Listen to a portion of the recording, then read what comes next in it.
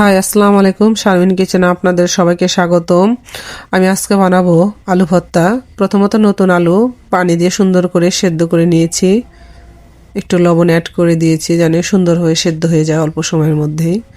এরপরে আলুগুলো সেদ্ধ হয়ে গেলে আমি দেখেন সুন্দর করে ছিলে নিয়েছি, তার সাথে সুন্দর করে মরিচ ফ্রাই করে রেখেছিলাম ওইটার সাথে মাখিয়ে নিব। সুন্দর করে মরিচগুলো মাখিয়ে নিব, তার সাথে পেঁয়াজের ফুলগুলোই ছোট ছোট টুকরো করে কেটে দিয়েছি। আপনি পেঁয়াজের ফুল দিয়ে যদি নতুন আলু ভর্তা করেন তাহলে খুব টেস্ট হয় এটা।